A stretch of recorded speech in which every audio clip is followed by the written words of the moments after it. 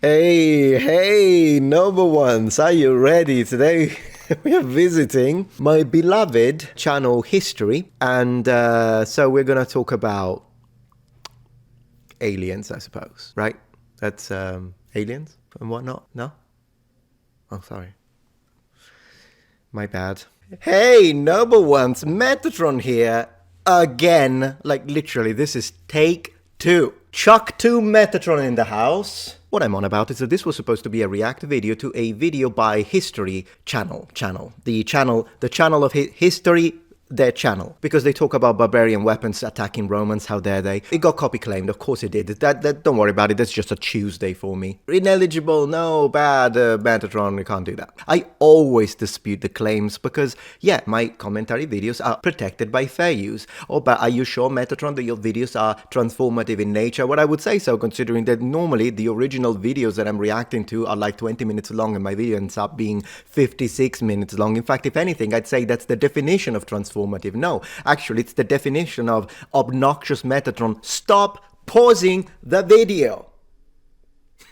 So anyways, I dispute the claim and boom, they double down. They say the copyright owner has rejected your dispute. So what that means is that I would have to take them to court. Now, before you go down to their comments and insult their mothers, since you're lovely like that, let me explain a little bit what I think has happened here. I don't think it's History channel. I don't think it's the channel. The dispute appears to be connected to the music. Now, if this was one of those cases where I know that my video is transformative in nature and they're full of it, I would take them to court with their devil. But because this was an abstract from the actual History TV show, and they do have a lot of music in it, and all the music, I mean, it's not like I'm reacting to the music. So yeah, I'm not gonna do that. What I am gonna do though, is I'm gonna try this second take, and this time I'm gonna remove all the audio completely, and I am going to provide an interesting commentary on their footage, which it's gonna be hilarious.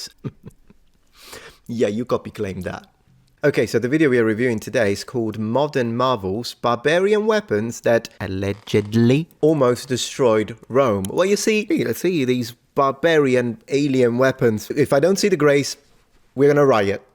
At least the grace. Okay, so the first thing we're gonna learn is why these barbarians look in 240p and my Amiga 500 has better graphics. And here is a bow, operated by what appears to be a reptilian in disguise. This is a spell from D&D that allows the sword to fight on its own, and it is how to break an axe. But last but not least, what they are telling us is that they will teach us about the secrets of these weapons. Is it? No, it's 1080p. So for some reason, no, 144, that's what it looks like. 144, wonderful. I feel like I'm playing an Amiga 500 game. No, actually, my Amiga 500 has got much better graphics than this. Secret thing, my gosh, it's been going on. I remember it when I was like 12. I remember, the secret ninja moves by the book. The secret whatever karate, the secret. If it's secret, it wouldn't be public. It's not literally. I gotta do this. All right. Secret. Definition. Just have to do it. Secret. Adjective. Not known or seen or not meant to be known or seen by others. If you put it on a book and a video, it's not secret, you muppet. Here we can clearly see that History Channel was sponsored by either Pantene or Fructis, because those locks, that is a top tier shampoo right there. After showing what appears to be an average Saturday night in an Irish pub, after this wonderful light effect they stole from Heroes of Might and Magic 5, finally they make the statement, those with the deadliest weapons will win. Of course, that's we understand it's an exaggeration for cinematic effect, but this idea that, you win because you have the deadliest weapon, it is so reductive. It's in such a level, like what about logistics, what about the economy to sustain a military, what about, okay, just cinematic effect. So I'm not going to go too pedantic on it, but actually I can't make any promises. I'm just going to let it go. After what appear to be more Irishmen on their way to an AA meeting sponsored by Guinness, of course, we finally reach the crux of the matter. A barbarian trying to cut a ghost, I suppose. What is he doing? I told you it was gonna be aliens. So here we are finally introduced to the barbarian version of Britney Spears as a child. Fun fact, that's actually how she got her surname, because everyone in her village was speared to death. They finally tell us that yes, barbarians with a sword in their hands can be lethal. Thank you so much for that. But they also tell us that the Celts are a tribe. Singular. Celts are not a tribe. Oh my gosh, you probably can't stand me now because I'm being so pedantic. But honestly, Celts are not a tribe. Celts are an umbrella term that represents so many. It's a culture that represents so many different tribes all the way through Gaul and Britain. Not a single tribe. A couple of fatalities later, we are introduced to the talking head, which tells us that barbarian is a term of Greek origins that the Romans picked up to mean non-Roman. Not Roman and non-Greek. We are then introduced to the fact that these barbarians would be living in the Iron Age, and we're also visually introduced to their fantastic moustache.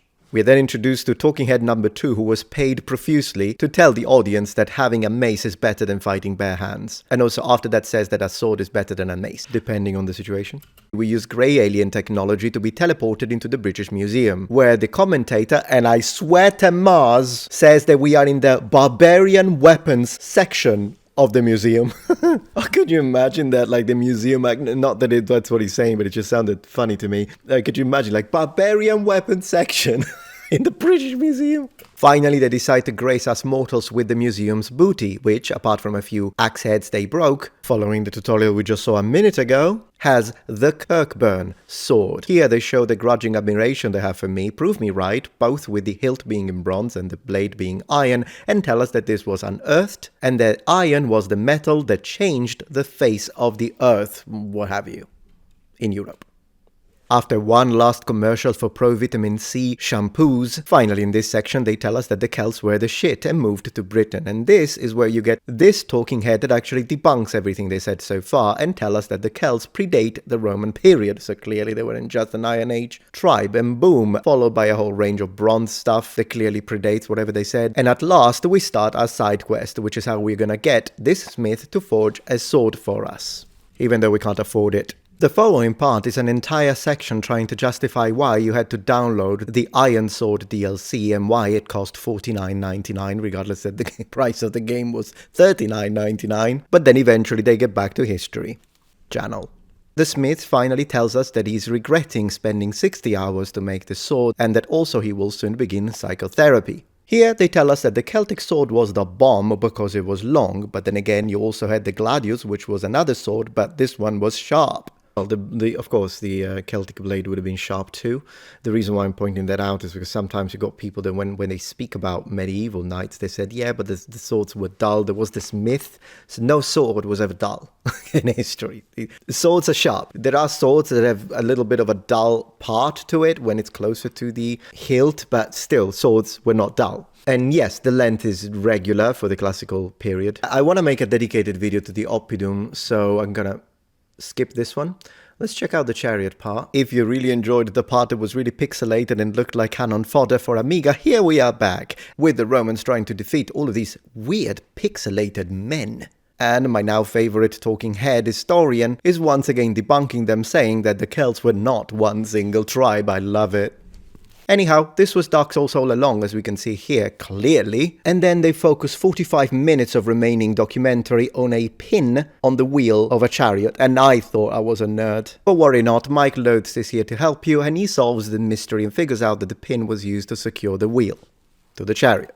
Like what you do with a dumbbell, isn't it? When you like secure it, so the section that is like, kind of looks like a wheel if you think about it, of the dumbbell, the weight doesn't fall. Maybe that's what it is. Mike Loads then decides to try and destroy the replica chariot that they put together so painstakingly, but unfortunately fails in the process. No, actually here they say that to the Romans, barbarians were in fact half beasts. Okay, let me expand on that, because actually there is a lot that can be said. Of course, I'm not just going to poke fun the entire time, okay, it was just the beginning. But there is something that can be said about the statement he just said. He said they were uncivilized. Of course, the Romans thought that of anyone who wasn't either Roman or Greek. But he also said something very interesting. So, this is not a period reenactment of the game The Hangman, but this is where they say that barbarians were more animal than human. More animal than human. I can point to you to which ancient author is connected to this statement, and then I'll contextualize it within classical antiquity. So, did the Romans see and consider barbarians half humans, half beasts?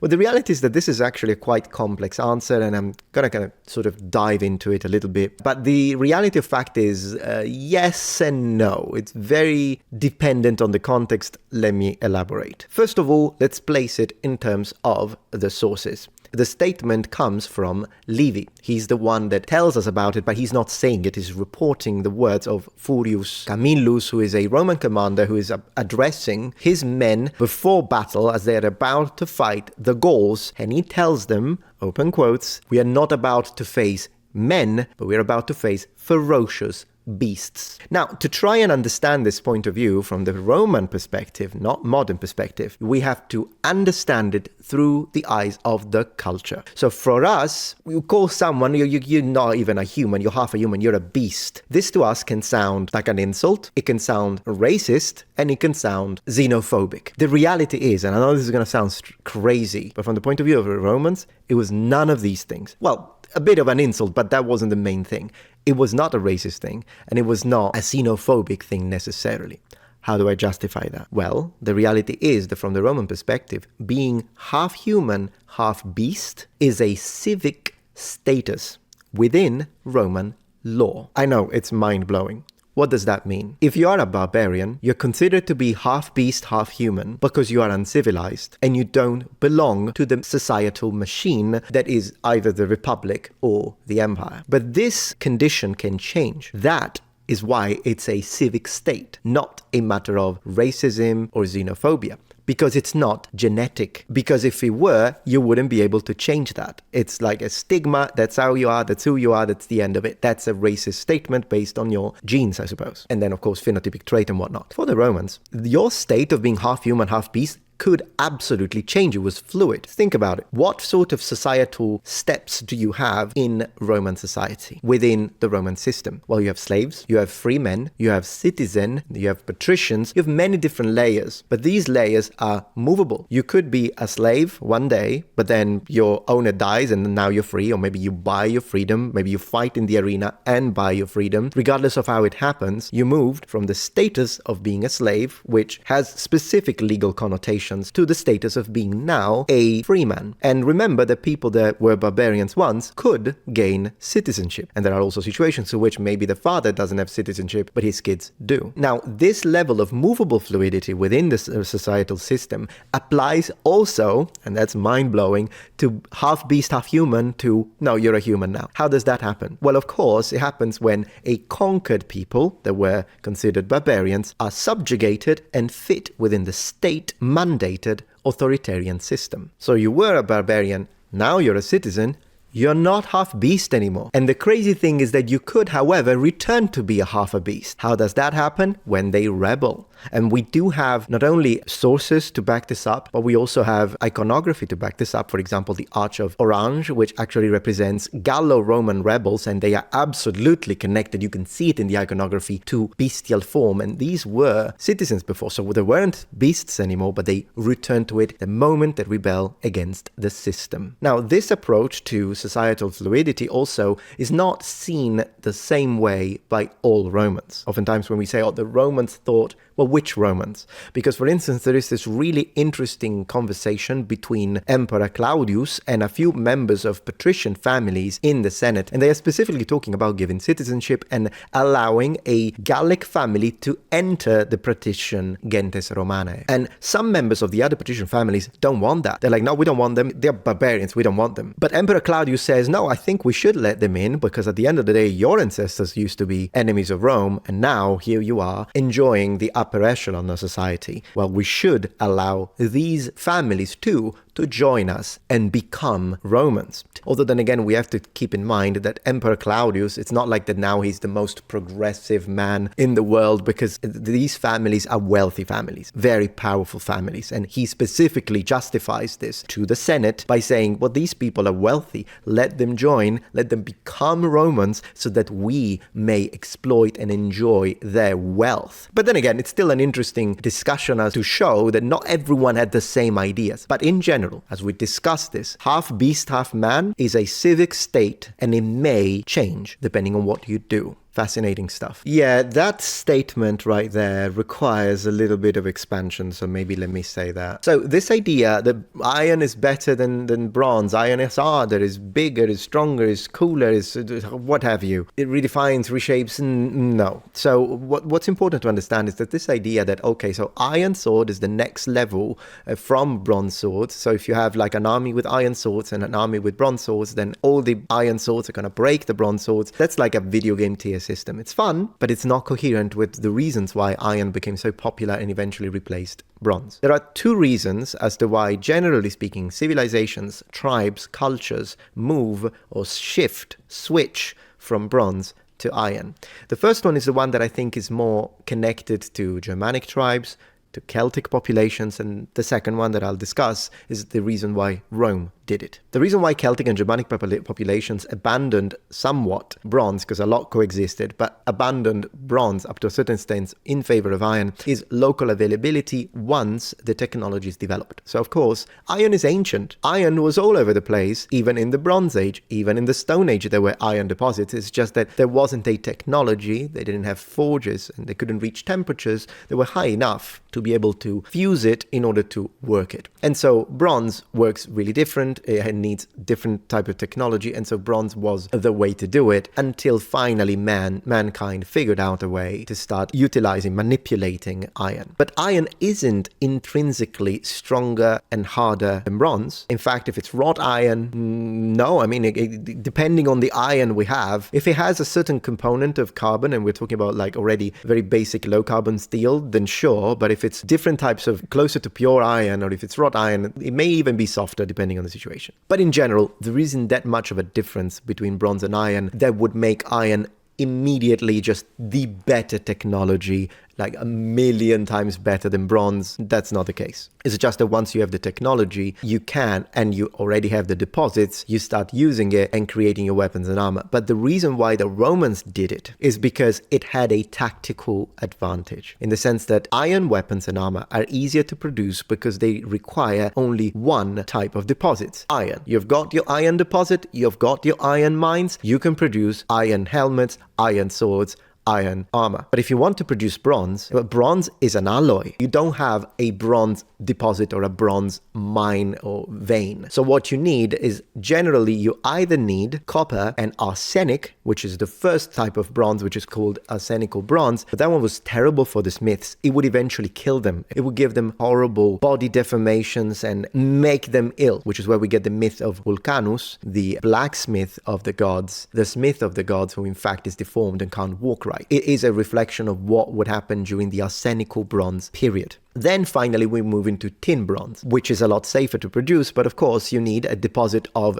tin and a deposit of copper. You need two now. And unfortunately, nature, occasionally they are near each other, but in a lot of cases they are not, which means as a Roman Empire, or what have you, civilization, the Greeks, you need to control a vast expanse of land in order to be able to ensure the production of your bronze weapons and armor and helmet. And of course there is a certain level of transportation. That's why Britain was really important, because Britain has both tin and copper, but once again they are geographically distant. So imagine you have a workshop, well, they need to get tin from that area and copper from that other area, and of course this means that strategically your supply can be disrupted by your enemy, and if that happens, you can't produce the weapons anymore, because good luck using a copper sword in combat when you're fighting someone who is using bronze, is using iron. And that's why iron was such a better resource for the Romans. It's because, now we don't need to worry about all of this. We've got the iron supply. We can make whatever we want. That is why iron is preferable as a technology for tools, for weapons, for armor. But bronze was still used. Bronze did not just disappear. Bronze helmet was still a thing. In fact, we have mentions of soldiers that were still having a bronze helmet. Maybe they couldn't afford, or they didn't really want to buy a whole new iron helmet, but they wanted it to look like the cool guys, so they had it tinned. Because when you tin metal,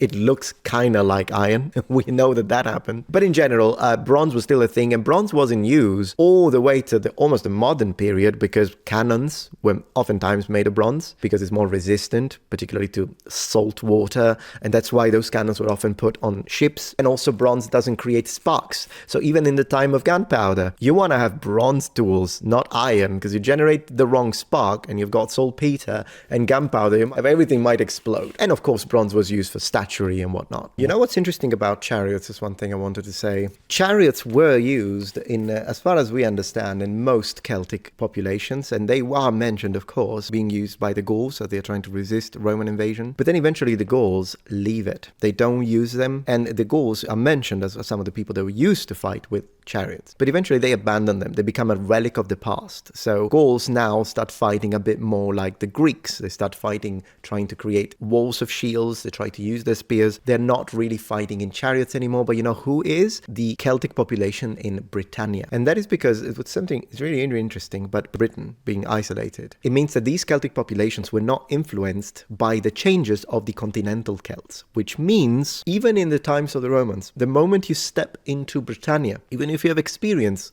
in Celtic Gaul, it would feel like you're going back into a past that has remained frozen in time. And this is something that often happens in islands. If you think about it, that's probably why what is the closest language to Latin? It is Northern Sardinian, at least when it comes to pronunciation, because they're isolated up to a certain extent. And so Italian, which is the other second closest language to Latin, has evolved, has changed, but some of those changes didn't happen and sort of maintained some older pronunciation, like the C pronounced like a K in centurio, centuriones. They still have that C sound instead of a Ch, which evolves into both Italian, but also, of course, ecclesiastical Latin, centurio, centuriones. And similarly, Iceland. Iceland is probably closer to Norse, culturally, linguistically, than the rest of Scandinavia and the rest of Nordic countries, to be a bit more specific. And Nordic countries because of the fact that it's isolated. Isolation usually means preservation of tradition, also means a more conservative linguistic and societal approach that maintains tradition over time, even when it's changed everywhere else around them. Anyways, video was really cool, but I spoke a lot, so I think I'm gonna leave it at that, and then we'll continue it for the next episode. Thank you so much for watching, noble ones, and remember, the Metatron has spread his wings.